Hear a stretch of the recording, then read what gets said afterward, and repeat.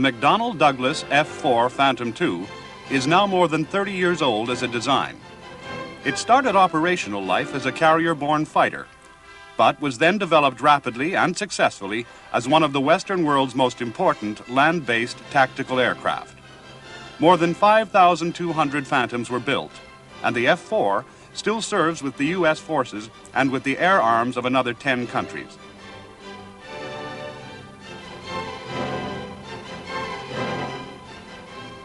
The Phantom began life in the early 1950s as the Mcdonnell AH-1 twin-engined supersonic attack aircraft. But from May 1955, the design was recast as the F-4H-1 two-seat fleet defense fighter with Mach 2 plus performance and primary armament revised from 4 20mm cannon to 4 Sparrow air-to-air missiles, semi-recessed in the lower fuselage and supported by powerful search and fire control radar. As such, the F-4H was the world's first fighter with self-contained search and destroy capability.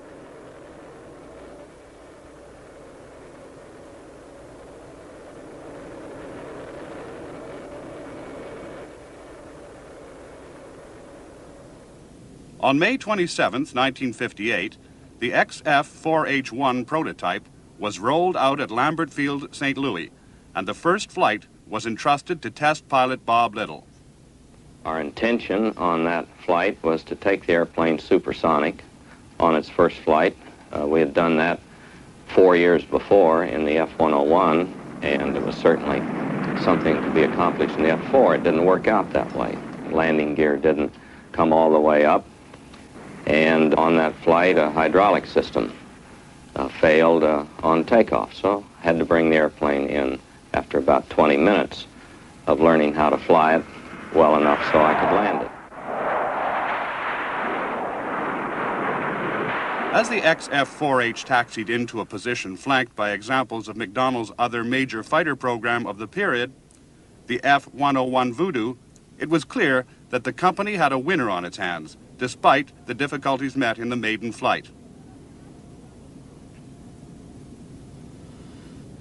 The story of the Phantom belongs also to General Electric, which provided the J-79 turbojet. The company began work in 1951, aiming to produce a new axial flow engine possessing low weight and great fuel economy at Mach 0.9, but with the strength and thrust for Mach 2 performance.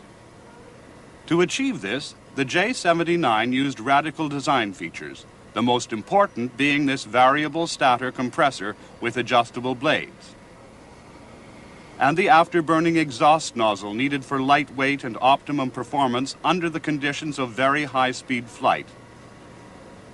This nozzle uses secondary air to control the expansion of the primary exhaust, the secondary air also serving to cool the engine, and so remove the need for expensive metallurgical solutions. 2 sets of nozzle fingers are interconnected mechanically, opening and closing so that over the complete operating range of the engine, the exhaust is shaped to provide the best relationship between thrust and fuel consumption. The net effect is a 2/3 increase in thrust, though only at the expense of horrendous fuel consumption.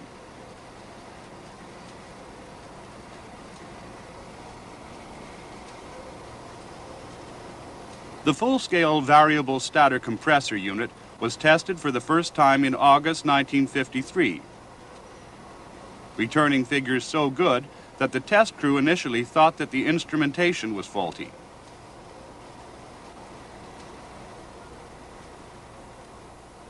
At much the same time, the afterburner was connected to a J-73 turbojet and tested with encouraging results. The afterburner was then married to the J-79, allowing the complete new engine to be put in the test cell in June 1954. Some 150 hours on the J-79 were complemented by 800 hours on the J-73 for additional testing.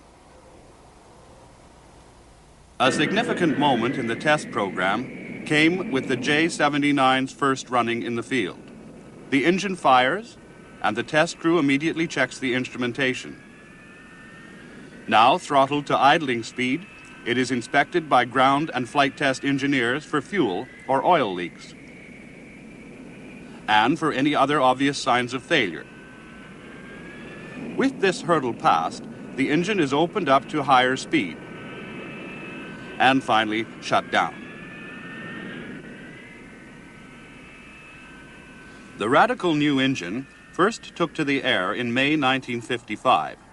The unit was installed in a nacelle that could be extended below the belly of a converted North American B-45 bomber.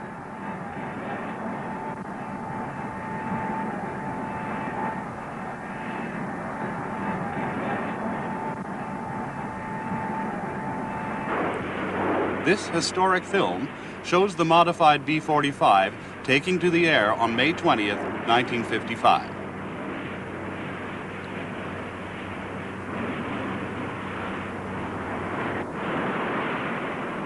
Once the B-45 was safely airborne, the J-79 nacelle was extended and initial test runs flown, confirming the J-79's basic capabilities in steady, level flight. This was followed by a series of air starts, a factor crucial for any aero engine.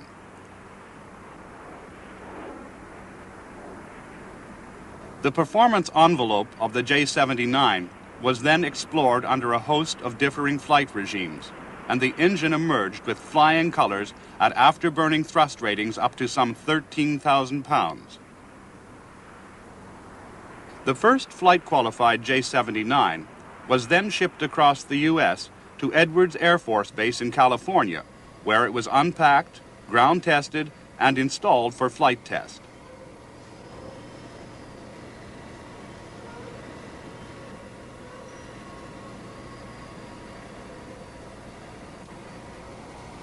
This went well, with the fuel, oil, and 100 or more electrical connections being made without major complications.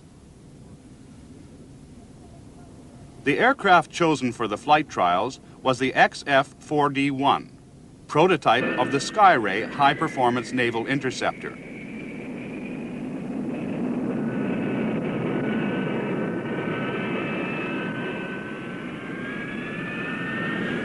Ground runs at dry and afterburning thrust were undertaken to prove the basic installation.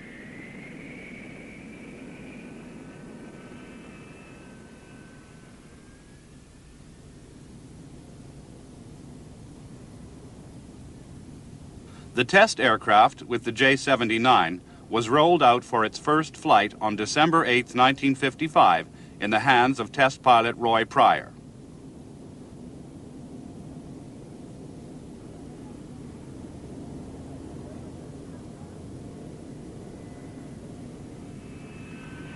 The aircraft took off downwind to make full use of the runway.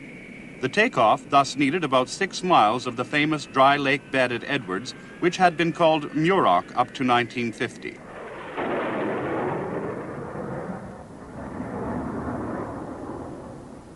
The flight included a climb to 18,000 feet before Pryor returned for an evening landing.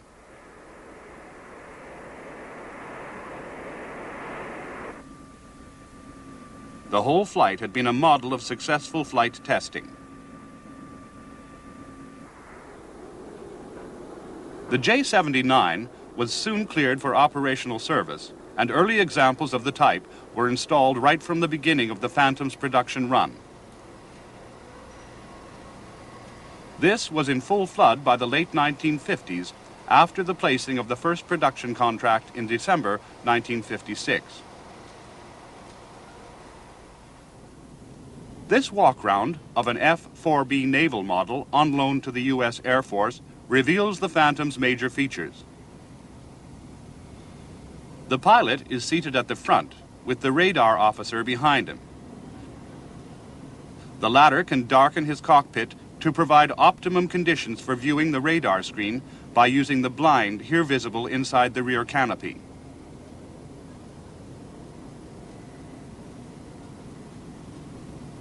The cockpits are comparatively large and conventional by the standards of the period, but well filled with displays and controls.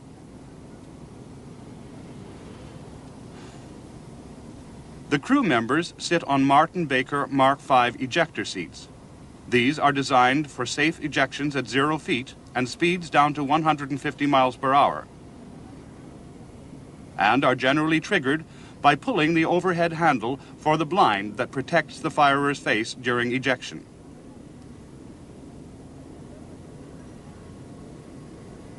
Mach 2 performance is aided by the two fully variable ramp inlets for the J79 engines.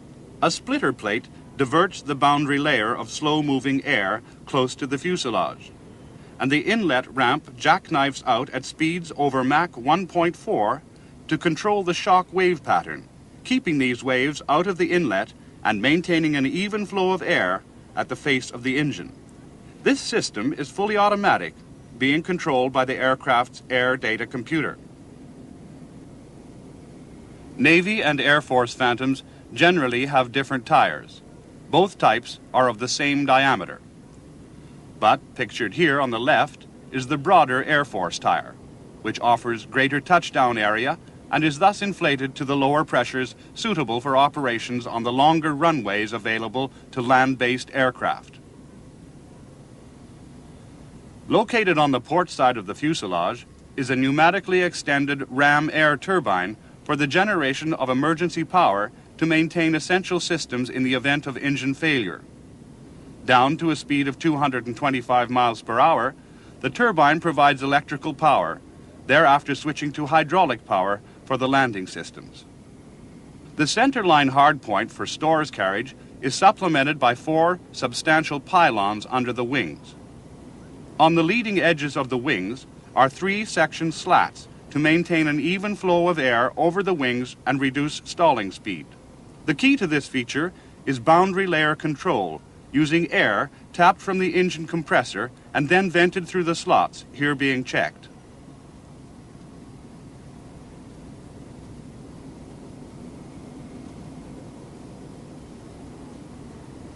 This is one of the 2 trailing edge flaps, which are also fitted with boundary layer control.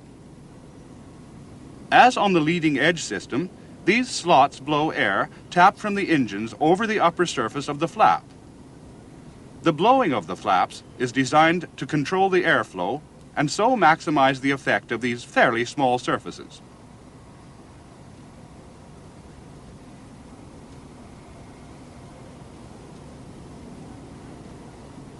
The flaps can be depressed a maximum of 60 degrees. This full flap setting being used for landing and a half flap setting for takeoff.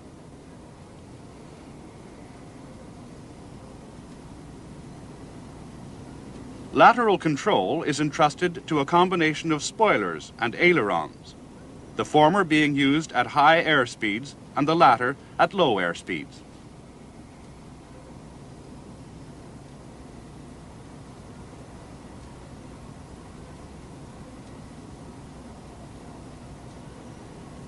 The underside of each wing sports a hydraulically operated speed brake. These are designed to provide rapid deceleration at speeds down from Mach 2.4 at any flight attitude without buffet or change in pitch trim. Landings can be made perfectly safely with the speed brakes extended, though at low speeds the effect of these surfaces is small. The vertical tail is long and low to ease the problem of headroom in the hangar deck of U.S. carriers, and has a powered rudder for yaw control. Under the powered rudder is the vent for the complex of 6 fuel tanks located in the fuselage. The slab tailplane halves ensure full pitch control under all flight conditions and are angled down at 23 degrees to improve directional control by increasing the effective side area of the rear fuselage. Between the J79 tailpipes is the arrestor hook, normally stowed under the rear fuselage fairing but lowered for carrier landings. The hook is retained on land-based Phantoms and has proved valuable for short landings on runways fitted with the appropriate arrestor gear. The hook is made of a special high-strength alloy to cater for the very high forces generated in an arrested landing. Heat resistance in the rear fuselage is promoted by use of stainless steel and titanium and the use of ram air cooling. At the extreme tail is the compartment for the 16-foot braking parachute required to shorten landings on ordinary runways. The hole in the tail provides an exit for the cooling air deliberately drawn into the rear fuselage structure above the exhaust of the engines. The Phantom has always been noted for its singular appearance. One of these distinctive features is the power folding of the outer portion of each wing, normally angled up at 12 degrees. This folding system is designed to reduce the Phantom's width for movement on carrier decks and elevators. The feature is retained on land-based Phantoms and has proved useful in the field. With the wing folded, you can see the internal plumbing for the boundary layer control system.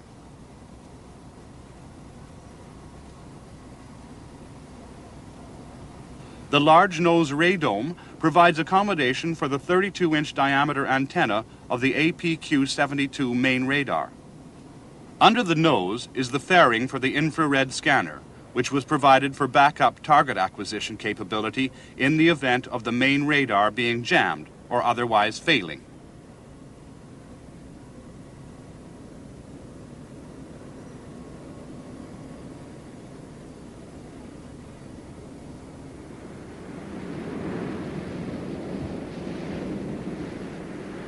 The Phantom became operational with the U.S. Navy in 1961, and squadrons were rapidly converted from older types to equip the Navy's powerful carrier force.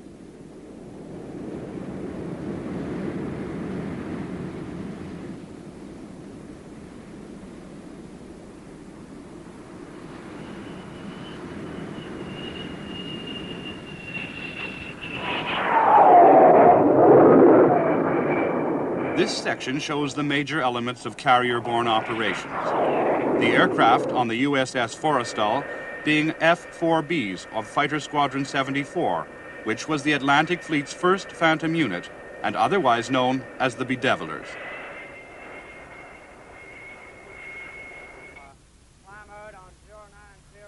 Each mission is preceded by a careful briefing, and the flight crews then don survival equipment over their flight suits.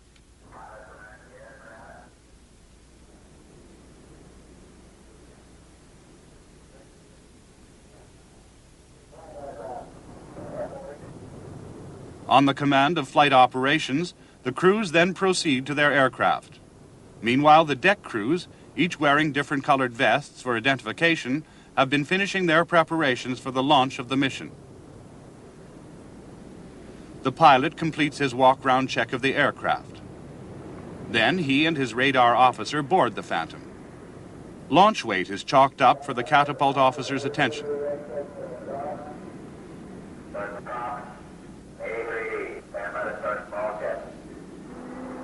The fleet defense role requires the pilot to fly the aircraft and control any combat, while the radar intercept officer operates the radar and controls the early stages of any interception.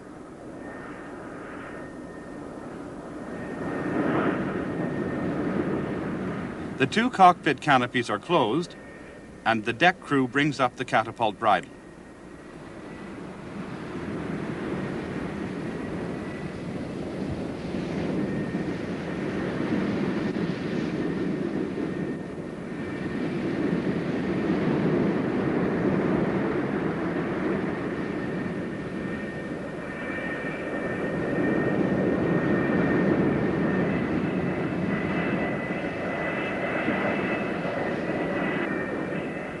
The flight deck director positions each aircraft over its designated catapult, and the aircraft is eased over the shuttle onto the rear section of the catapult.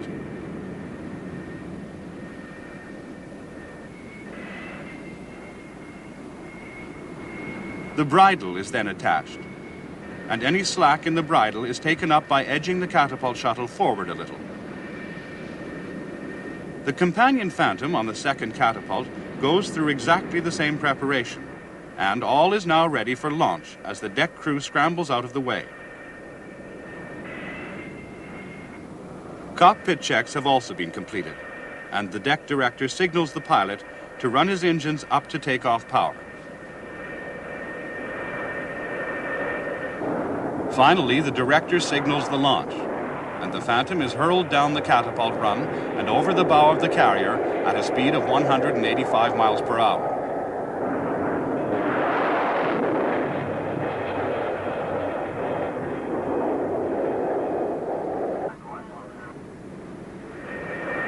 As the first two depart on their combat air patrol, another pair of Phantoms taxis up for launch. As each reaches the launch spot, deflectors are raised to divert the exhaust gases away from the flight deck.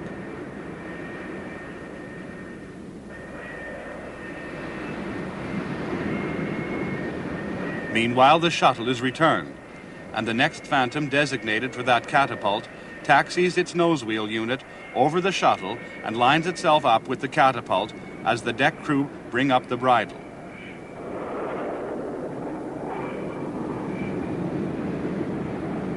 The launch sequence continues with up to 4 aircraft dispatched almost simultaneously.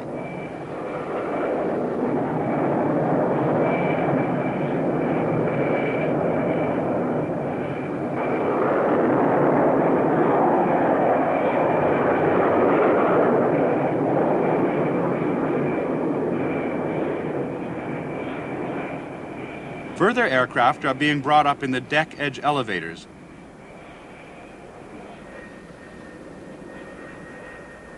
And launches continue, in this instance with a triple dispatch.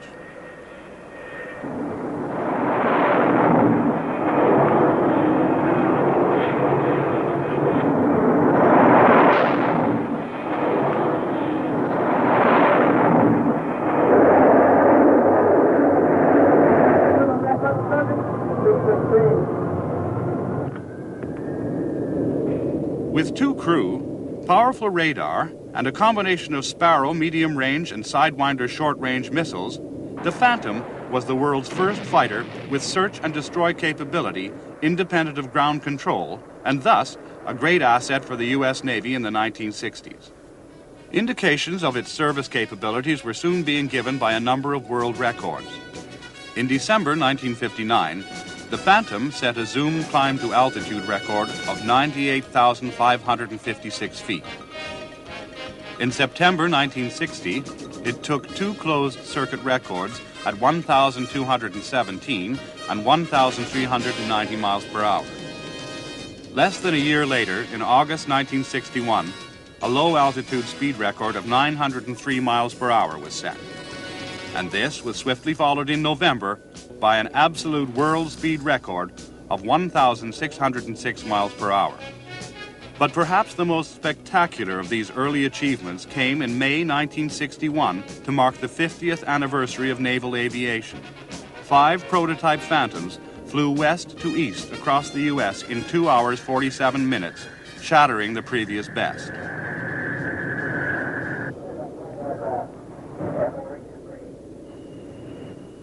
At the end of the patrol, the Phantoms return to the carrier and come in to land.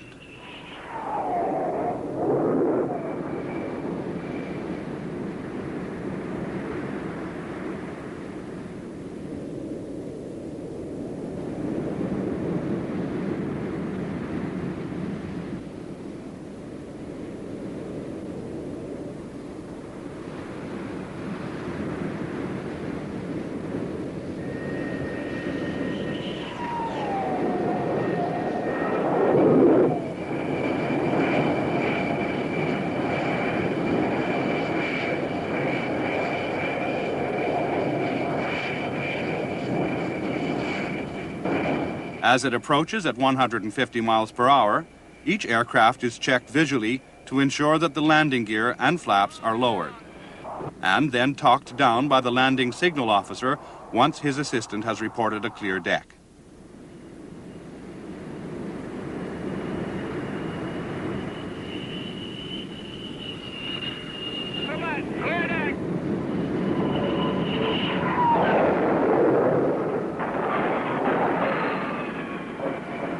Okay on 3. Highest ramp on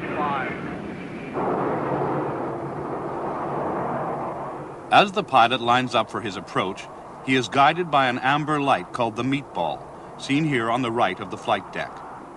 The pilot keeps this lined up with the row of green lights to ensure that he is in the groove, the correct glide slope to fly his aircraft onto the deck and catch the wire. There are different light angle approach settings for each type of aircraft on board.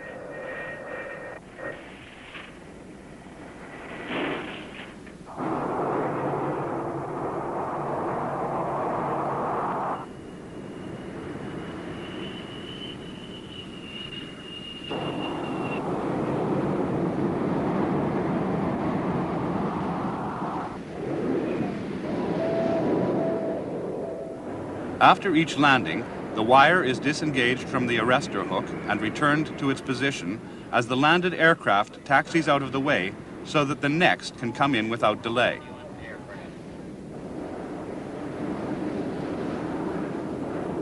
After landing, the aircraft are struck down to the hangar deck on the 4 deck edge elevators and begin the maintenance cycle before another mission.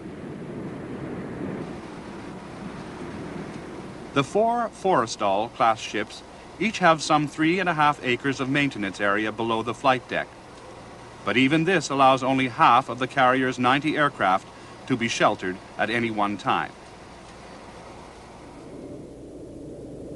Throughout the 1960s and early 70s, the Phantom in F-4B and the upgraded, more powerful F-4J versions provided the U.S. Navy's first line of air defense. Out to a radius of 400 miles from the carrier, the Phantom remained unexcelled for combat air patrol until the advent of the Grumman F-14 Tomcat. On occasion, during the Vietnam War, U.S. Navy Phantoms operated as attack aircraft from land bases on detachment from their parent carriers. These are F-4J aircraft evolved from the initial F-4B with more powerful engines and drooping ailerons to supplement the flaps, slotted and therefore more effective tailplanes.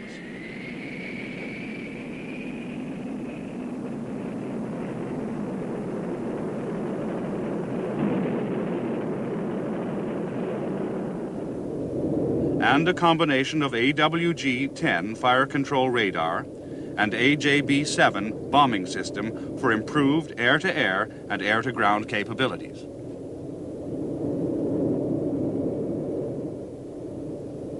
The pilot has the primary responsibility of flying the aircraft. He is therefore fully occupied, checking constantly that all systems are nominal and fuel adequate, while devoting great concentration to a visual search of the sky for fighters that may have evaded the radar.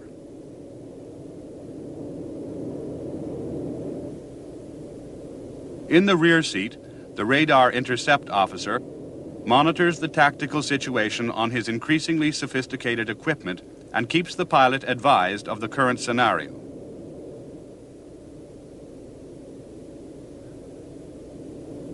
The Phantom was blooded in Vietnam and was one of the few U.S. combat aircraft in that theater never to be withdrawn. Throughout the war, it proved itself able to meet all the demands made of it and was well loved by its crews. Yet the Phantom had failings, especially in the early models, and one of the worst was a smoky power plant which could give the defenses a good visual cue as to the location of the attacking aircraft. Another major Phantom operator in Vietnam was the U.S. Marine Corps, and a key shore-based marine aviation component was Marine Aircraft Group 13, based at Chu Lai in 1968. Aircraft were kept in blast-proof revetments between missions as a way of reducing the effect of communist rocket and mortar attacks on airfields, and also to make more difficult any close attack by Viet Cong sappers.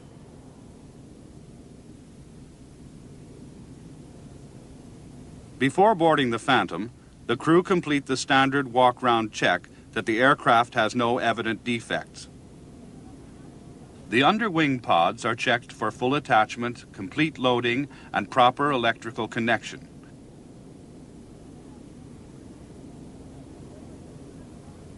And the safing of the 2.75-inch rockets.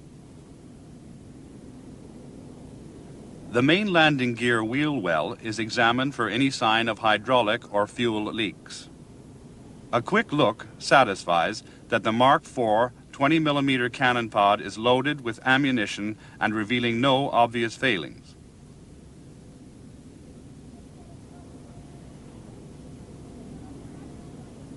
The bomb load is completed with triplets of retarded high explosive bombs, loaded onto the wing pylons by the ordnance crew, using a special jack-up bomb trolley.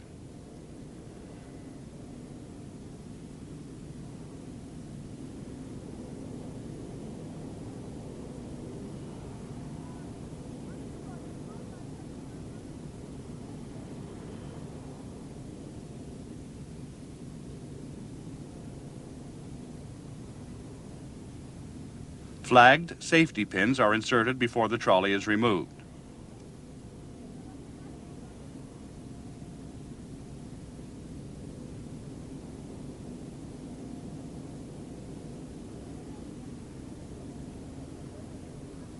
A safety wire is fitted on each bomb to prevent its arming until after it has been dropped. As it falls, the wire breaks, thus freeing the nose-mounted propeller to turn the requisite number of times and so arm the weapon. The two crew members complete the standard walk-round check and board the aircraft.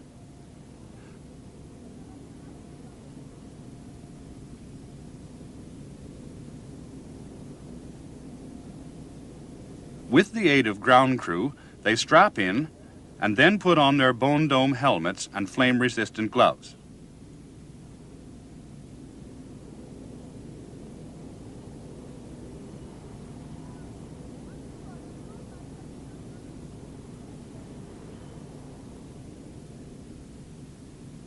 The next task is the cockpit check, achieved with the aid of a special list. All moving surfaces receive a final visual check and test as the ground crew remove flagged pins and safeties. The flags are then clearly shown to the pilot.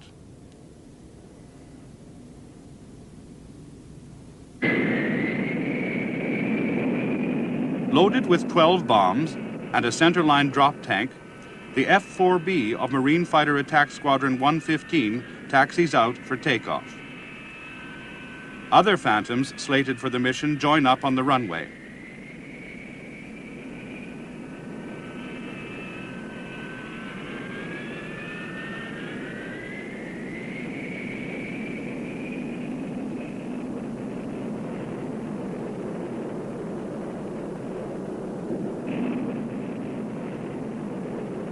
Before clearing for takeoff, the crew confirmed that the outer wings have been locked down and then depart for another tactical sortie in support of Marine Corps ground forces.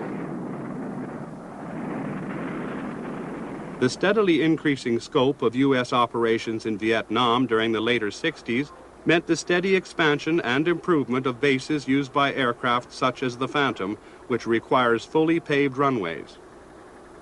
Here, Marines lay a temporary extension to a paved runway.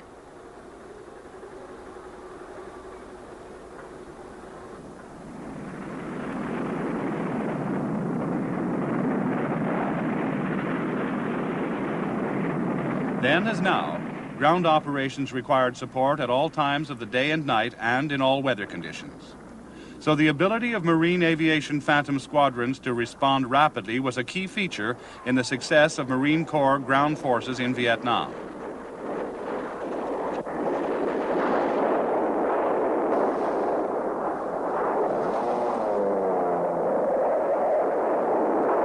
The Phantom pilots prided themselves on the accurate delivery of a wide variety of ordnance close to the friendly forces' forward positions, and this too was of great significance in crisis situations.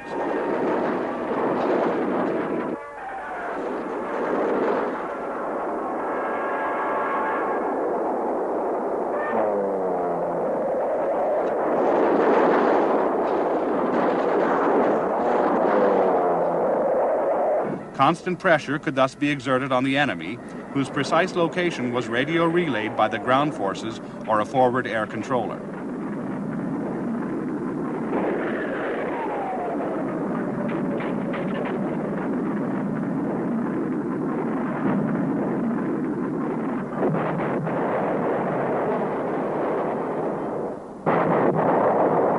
Successive waves of aircraft could be used to keep up the air pressure on the hostile ground forces, and also permitted different types of ordnance to be called in as dictated by the circumstances of each tactical situation.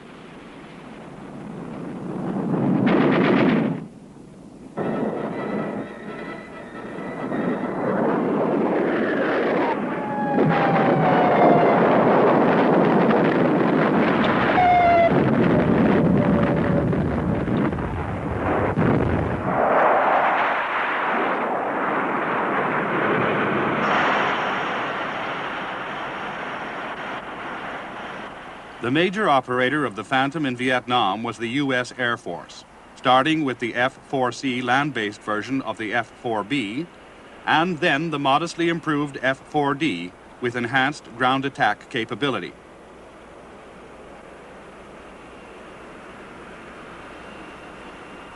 Although vulnerable to communist guerrilla attack, a centralized fueling system, such as this at Cam Ranh Bay, offered handy advantages for tactical operations and was therefore used in Vietnam.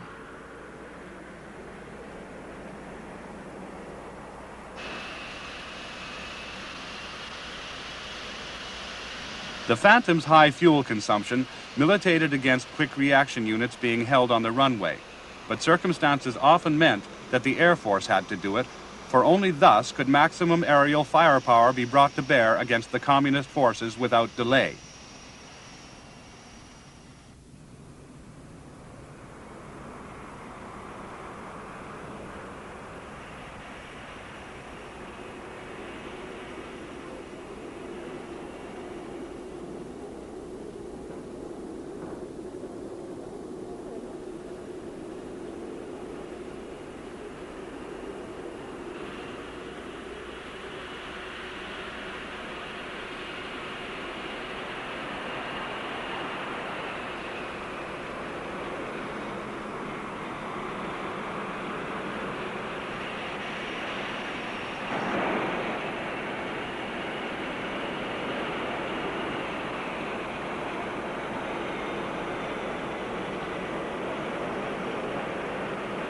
Heat fatigue to the crews waiting on the runway under the scorching tropical sun was another factor to be considered when fully manned and weaponed aircraft were kept on standby.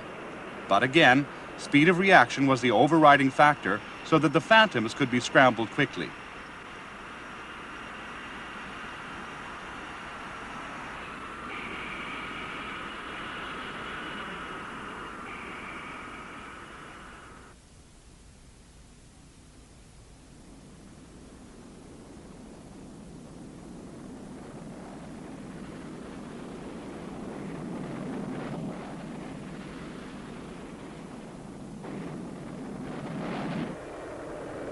After the standard preparation and takeoff, sometimes with reduced fuel to allow the maximum possible warload to be uplifted, the Air Force's Phantoms often linked up with a Boeing KC-135 tanker to top up their tanks and thus increase combat radius with a warload of up to 16,000 pounds of external stores.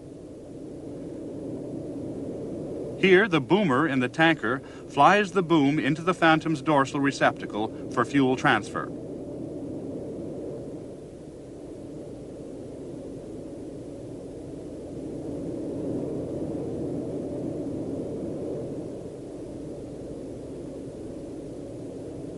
The Phantom was the attack aircraft par excellence in Vietnam, the type offering a good combination of warload and range with exceptional airframe strength and first-class avionics to ensure that the right target was attacked with considerable accuracy.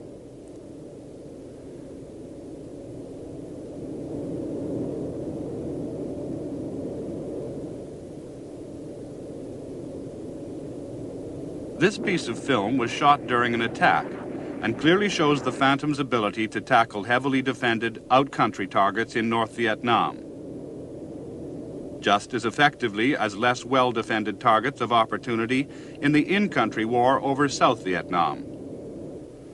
Out-country targets included vital communication links, power plants, and strategic stockpiles, all ringed with anti-aircraft guns and missiles.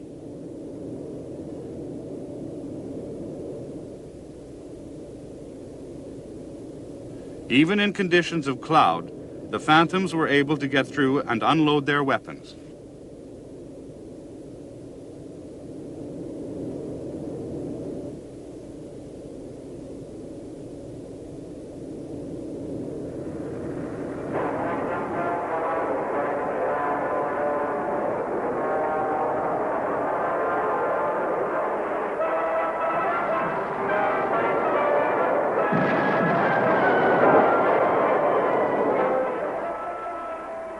The Vietnam War witnessed the use of the USAF's whole spectrum of tactical weapons, including all types of free-fall and retarded high-explosive bomb.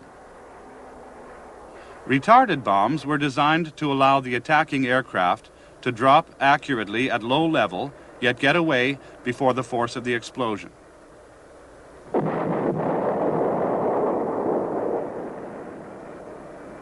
Phantoms also operated in tight patterns at medium altitudes, all dropping their bombs on the command of the leader to deliver ordnance with maximum concentration.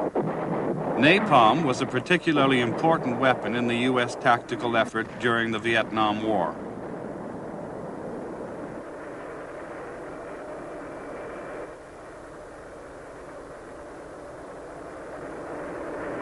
The initial F-4C was an effective machine, but was developed into the F-4D with improvements such as APQ-109A rather than APQ-100 radar and the ASG-22 sight. But both models lacked an internal gun, so the carriage of a cannon pod became frequent in both the air-to-air and air-to-surface roles.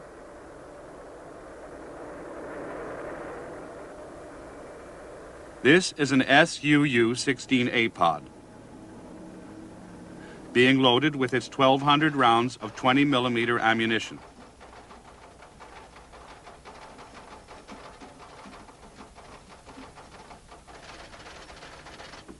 The pod features an external ram turbine to power the cannon, and this restricts the aircraft to speeds below 400 miles per hour during the firing pass. Thus, its use was confined mainly to the air-to-ground role, as demonstrated in these sequences of typical ground attack passes.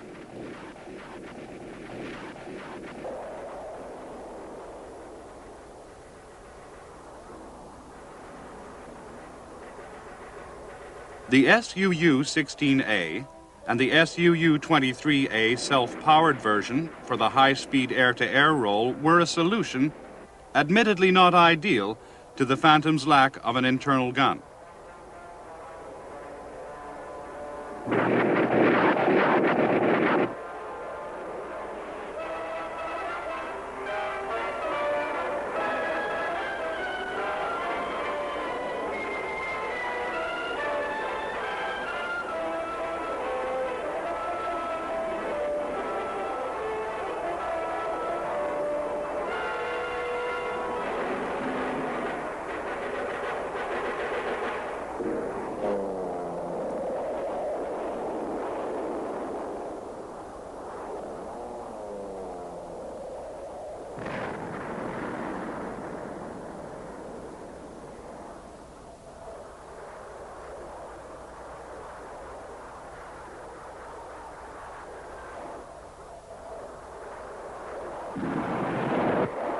The Phantom also operated with air-to-surface missiles such as the 12,000-yard range bullpup.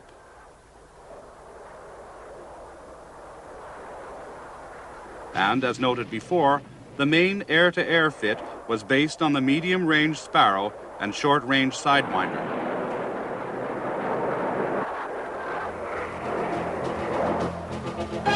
Air combat was not a frequent occurrence in the Vietnam War. But MiG fighters were sometimes met and generally downed, as here with a Sparrow missile.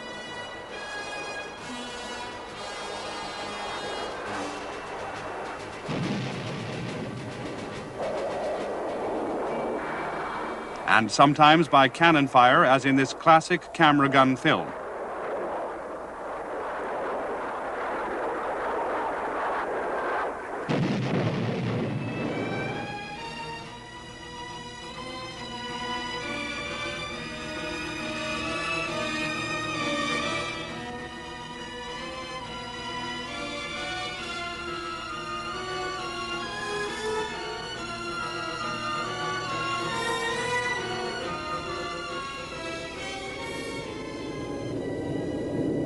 The definitive USAF version was the F-4E, which introduced an M61 Vulcan 20mm cannon in the lower nose, together with the smaller diameter APQ-120 radar, uprated engines, a slotted tailplane, and maneuvering slats on the outer wing panels.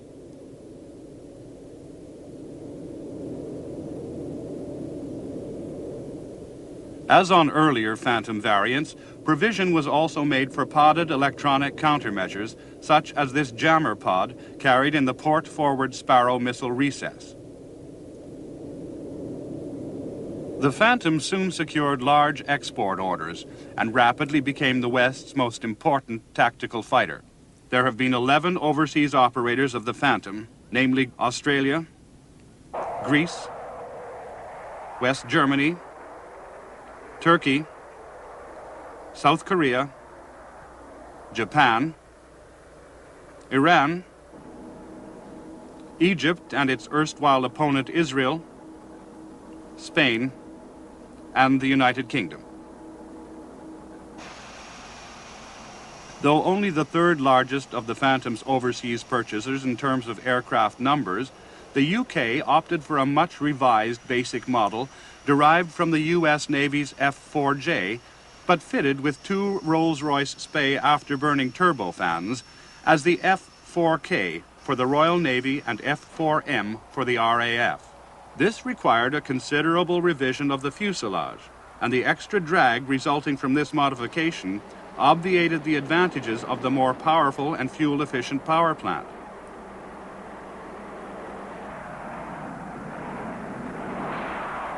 The Phantom FG Mark I naval variant has AWG-11 fire control radar and a number of British features. Among its weapons were the Sparrow missile and the 2-inch rocket, the latter carried in multiple pods under the wings. The FG Mark I remained in service with the Fleet Air Arm until the Royal Navy was forced to phase out its fixed-wing carrier strength in the mid-1970s. The Royal Air Force was then allocated the survivors of the Fleet Air Arm's 52 aircraft. The RAF's Phantom FRG Mark II has AWG-12 fire control radar and a British nav attack system. The accompanying sequence shows typical peacetime ground attack training with rockets, cannon pods, and practice bombs. About 5 degrees coming on to the attack heading now. Contact the target, master arms going on, and the camera's going on. Going right a bit. Firing now, and pulling out.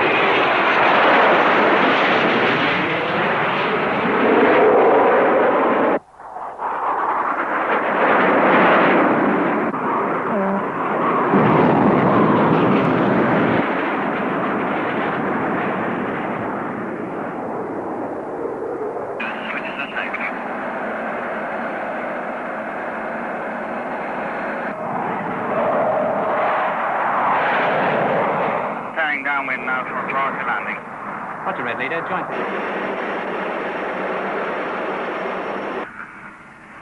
Gears down.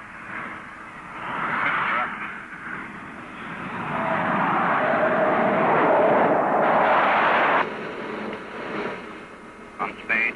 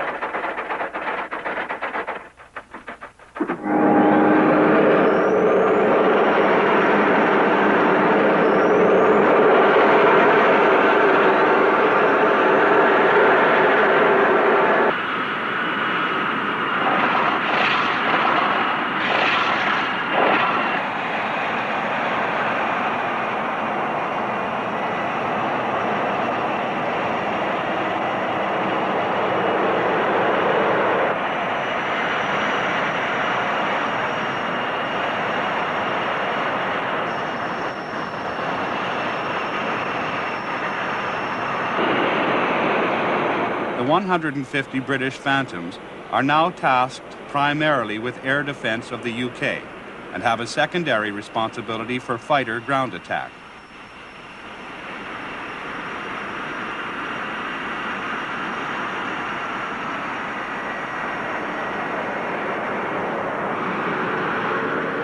Number 41 Squadron is typical of the 7 British Phantom squadrons.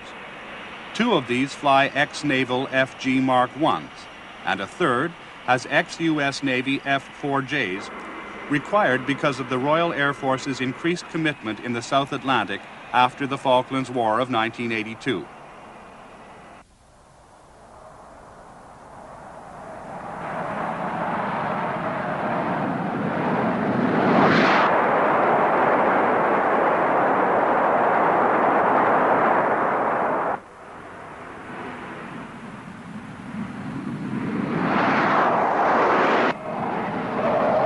Modern developments have emphasized alternative roles such as reconnaissance and defense suppression.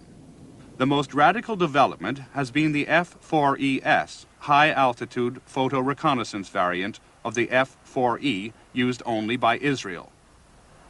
This has a completely modified nose section for the special HIAC-1 oblique photo equipment, which allows this high-altitude aircraft to see deep into enemy territory while the aircraft remains in the comparative safety of friendly airspace.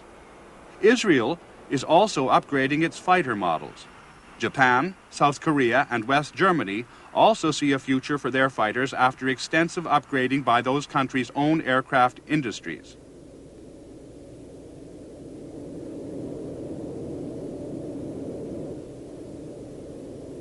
Over the years, the Phantom has shown extraordinary adaptability in a wide range of roles, and has thus operated with many weapon types on its 5 hardpoints. Some of the most important are illustrated in the next few sequences. Unguided rockets have been especially significant for area ground attack. The types most commonly used are the 2.75-inch and more rarely 5-inch types fired from launchers of varying sizes against soft battlefield targets such as troop concentrations, unarmored vehicles, and artillery positions.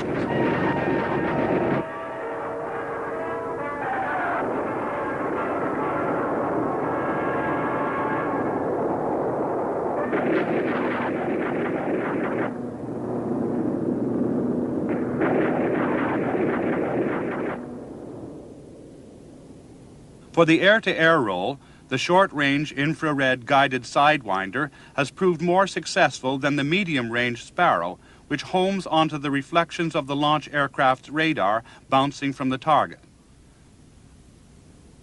The Phantom can carry 4 Sparrows under the fuselage and 2 or 4 Sidewinders on underwing hardpoints for maximum flexibility in the air-to-air role.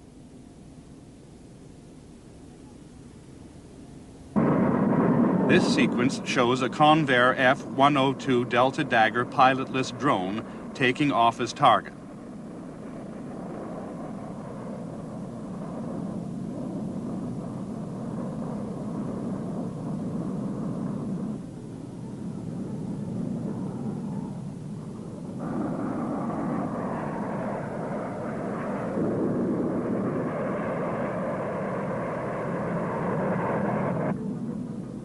The late model Sidewinder scores a hit in the tailpipe.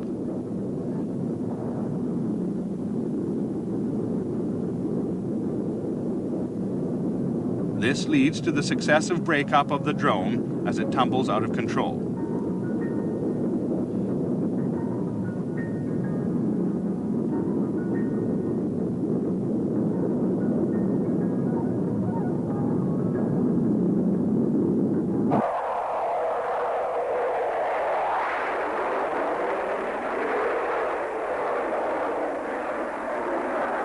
Saturation and precision bombing against point and area targets have both been undertaken with the gamut of U.S. bomb types, including the highly effective high-blast demolition types.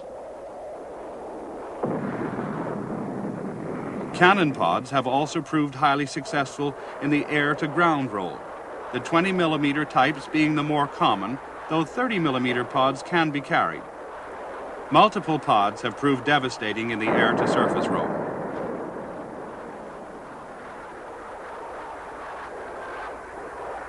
As the most important type in U.S. Navy and U.S. Air Force service during the 1960s and early 70s, the Phantom was used by the aerobatic display team of each service. The Navy team is the Blue Angels, which used the F-4J until the rising price of fuel forced a change to the McDonnell Douglas A-4F Skyhawk in 1974.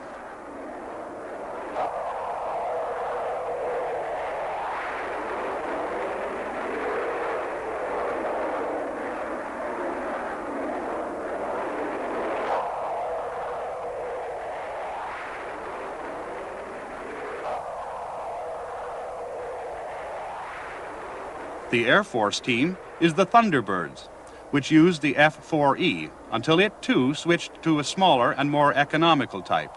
In this instance, the Northrop T-38A Talon.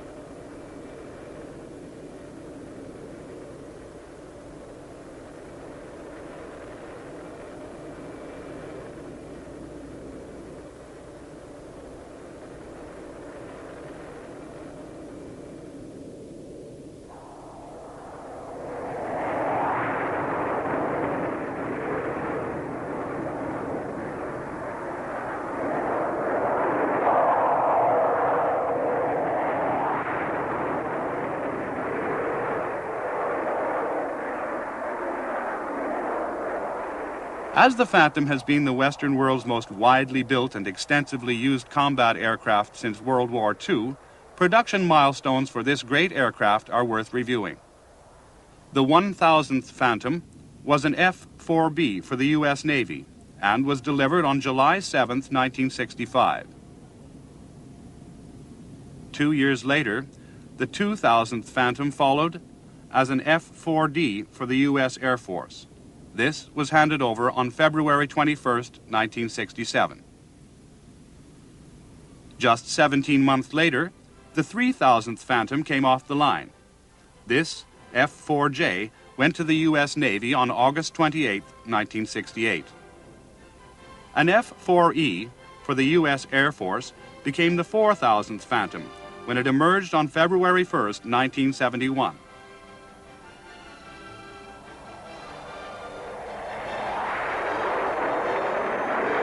Finally, on May 24, 1978, the 5000th Phantom was an F-4E delivered to the Turkish Air Force. The Phantom is now out of production, but this remarkable aircraft is still an effective warplane. Moreover, it is still being developed and may re-emerge with turbofan engines. So the Phantom is certain to remain in useful and valued service well into the 1990s.